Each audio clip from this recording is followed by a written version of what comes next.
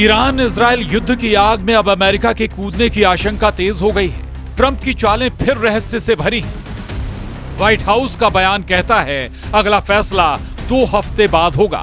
वहीं इजराइल का दावा है अमेरिका 48 घंटे में युद्ध में शामिल हो सकता है। तो क्या ट्रंप फिर वही कर रहे हैं जिसके लिए वो मशहूर हैं? डिप्लोमेटिक ड्रामा, दुनिया को सस्पेंस में रखना। ट्रंप की नई तारीख से दुनिया में खलबली। ईरान को 2 हफ्तों की मोहलत। इजराइल का दावा अगले 38 घंटे बेहद अहम। डोनाल्ड ट्रंप, एक ऐसा नाम जो फैसलों से ज्यादा सस्पेंस के लिए जाना जाता है। ईरान पर हमले की सुगबुगाहट के बीच ट्रंप का बयान आता है। व्हाइट हाउस की प्रेस सेक्रेटरी ने जब ये बयान पढ़ा तो लगा जैसे कोई थ्रिलर फिल्म का क्लाइमैक्स टल गया। इधर इजराइल का दावा और ज्यादा चौंकाने वाला है। अमेरिका अगले 24 घंटे में जंग में कूद सकता है। तो सवाल ये है, क्या ये ट्रंप की रणनीति है?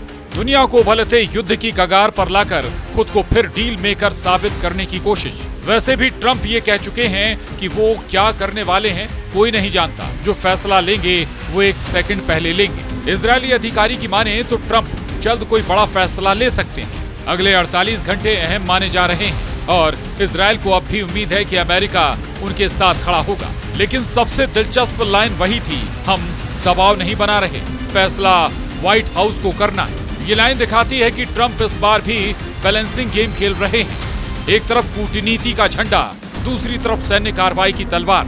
दुनिया फिर इंतजार कर रही है कि ट्रंप अब किस तरफ मुड़ते हैं। ट्रंप हमेशा से अपनी अनप्रेडिक्टेबिलिटी के लिए जाने जाते हैं। अफगानिस्तान हो या नॉर्थ कोरिया, उन्होंने हर संकट को एक पब्लिक थिएटर बना दिया। अब ईरान को लेकर भी वही स्क्रिप्ट दोहराई जा रही है। दुनिया के सामने एक असमंजस, क्या हमला होगा, कब होगा और क्या अमेरिका इजराइल के साथ खुले तौर पर युद्ध में कूदेगा? ट्रंप ये अच्छी तरह जानते हैं कि हर नजरिया, हर कैमरा अब उन्हीं की तरफ है और शायद यही वो पल है जिसका वो इंतजार करते हैं, जब पूरी दुनिया उनकी एक लाइन की तरफ देखती है। क्या ये डिप्लोमेसी है या पावर प्ले? ये सवाल जितना ईरान के लिए भारी है उतना ही अमेरिका की छवि के लिए भी अहम, क्योंकि ट्रंप के हर फैसले में एक कहानी छिपी होती है और फिलहाल दुनिया उसी कहानी का अगला पन्ना पढ़ने का इंतजार कर रही है। दुनिया ये मानकर चल रही है कि ईरान के साथ युद्ध में ट्रंप नेतन्याहू को अकेला नहीं छोड़ेंगे। ट्रंप देर सवेर इस युद्ध में इजरायल का साथ देने के लिए जरूर उतरेंगे। लेकिन ट्रंप के लगातार बदल रहे बयान इजरायल को भी हैरान कर रहे हैं। पिछले 3-4 दिनों में ट्रंप के क्या क्या बयान आए, अब जरा वो देखिए। पहले ट्रंप ने कहा कि हमें पता है खामनेई कहां छिपे हैं। इसके बाद उन्होंने कहा कि खामनेई बिना शर्त सरेंडर करें। इस बयान के बाद ट्रंप ने कहा कि इससे पहले कि देर हो ईरान बात करे। फिर उन्होंने बयान दिया कि अगला हफ्ता बहुत बड़ा होने वाला है। सबको लगने लगा कि वीकेंड पर कुछ बड़ा होगा। लेकिन इसके बाद ट्रंप ने कहा कि कोई नहीं जानता कि मैं क्या करने वाला हूं। ट्रंप ने कहा कि मैं हमला करूंगा भी और नहीं भी। मतलब फिर कंफ्यूजन। ट्रंप ने यह भी बयान दिया कि मुझे फैसला लेने में 1 सेकंड लगेगा और अब अमेरिका की ओर से यह कहा गया कि ट्रंप जो हैं वो ईरान पर 2 हफ्ते में फैसला करेंगे। ईरान इजराइल युद्ध के बीच कतर में मौजूद अमेरिकी बेस में दर्जनों सैन्य विमान गायब हो गए हैं। रिपोर्ट्स के मुताबिक कतर के अल उदीद अमेरिकी एयरबेस से दर्जनों अमेरिकी सैन्य विमान अचानक गायब हो गए। सैटेलाइट तस्वीरों में साफ दिखा कि जहां 5 जून को लगभग 40 विमान जैसे C-130 हरकुलस और निगरानी विमान खुले में खड़े थे, वहीं 19 जून की तस्वीरों में सिर्फ 3 विमान ही दिखाई दिए।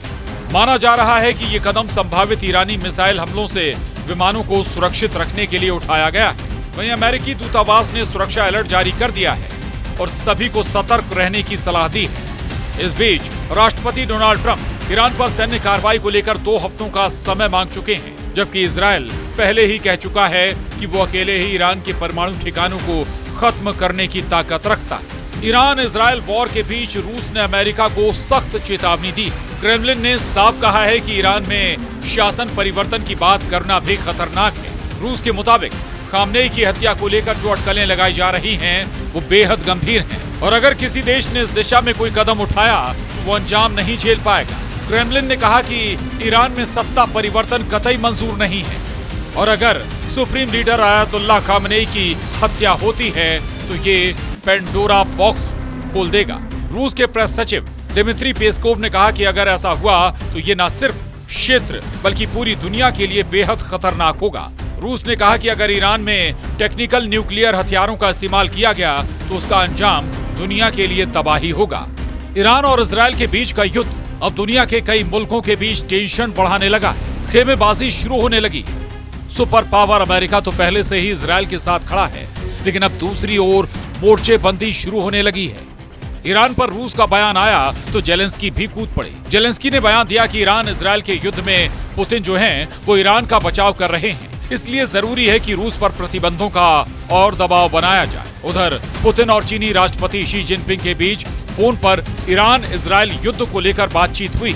ये बातचीत इसलिए भी अहम है क्योंकि रूस और चीन के संबंध ईरान से बहुत गहरे रहे हैं। ईरान और इजरायल युद्ध के बीच अमेरिका को टेंशन कोरियाई प्रायद्वीप में भी बढ़ी हुई है। अभी कुछ रोज पहले दक्षिण कोरिया ने अमेरिका और जापान के साथ मिलकर हवाई ड्रिल की थी और इस ड्रिल के अगले ही दिन उत्तर कोरिया के तानाशाह किम जोंग उन ने ट्रंप की टेंशन बढ़ा दी। ईरान और इजरायल युद्ध के बीच किम जोंग उन ने 10 से ज्यादा मिसाइलों की ड्रिल की। जिस जगह किम ने अपने रॉकेट दागे वहां से कुछ दूरी पर दक्षिण कोरिया की सीमा शुरू होती है और दक्षिण कोरिया में अमेरिका का अच्छा खासा मिलिट्री बेस मौजूद है। Bureau report, news 18।